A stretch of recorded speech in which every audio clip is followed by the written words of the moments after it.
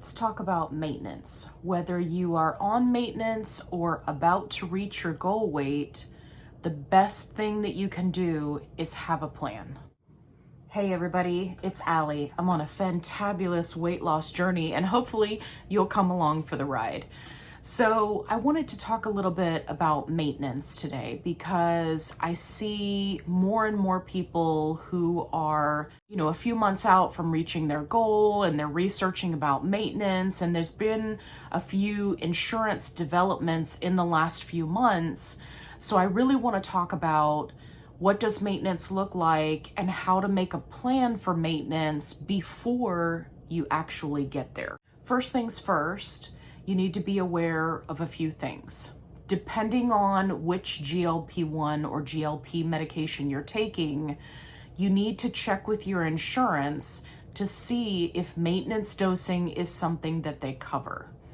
And the reason why that is because I'm seeing more and more people posting in support groups saying that they reached their goal weight, they're so happy, they're excited, they're looking to do maintenance, and now their insurance company is pulling the rug out from underneath them and saying, okay, you're all cured, we're not going to cover this anymore. So you definitely want to look into the specific medication that you're taking and what your options are. So some insurance companies, and this is going to vary based on the insurance company, some insurance companies will only cover certain doses that are indicated for maintenance. And again, it's going to depend on which medication you're taking. And then other insurance companies will only cover certain medications for maintenance. So for example, you could have been on Mounjaro for your entire journey, and then they might make you switch to something like Wegovy because that is what they cover for maintenance. So you definitely want to call your insurance company and ask them. And the other thing that you want to ask is how long are they going to cover you for maintenance?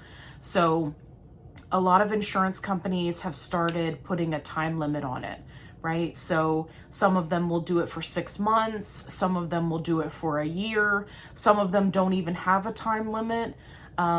So it really varies, and it's important for you to know what are your options and where to go from there before you even get to your maintenance phase. Because what you don't want to do is you don't want to go in for, your every 3 month checkup with your doctor. They take your weight, your BMI is now a normal BMI, you're off your blood pressure medicine, you're having all this great success, you're very excited, and then you get a letter from your insurance company saying, hey, it's us again, right? Nobody likes that feeling. So you want to make sure that you get out ahead of it so that you can have a plan. From what I've seen, the people who go into maintenance who are the most successful at keeping their weight off long term are the people who have done maintenance for 6 months to a year or longer. So people who just come off of these medications cold turkey, it's kind of luck of the draw. You're not going to know if you're one of the people that, your body can handle that until you do it. So I highly recommend that you look into doing a maintenance regimen, and that can look different for different people.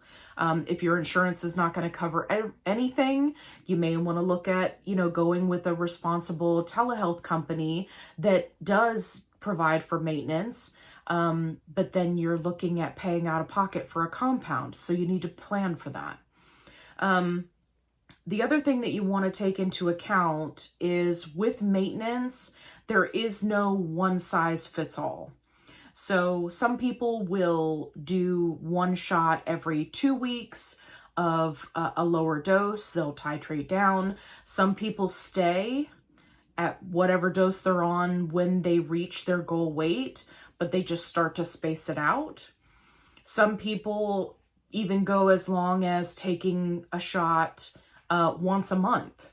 So it's really going to depend on you and a little bit of trial and error once you get to that point. So what are the important takeaways for maintenance?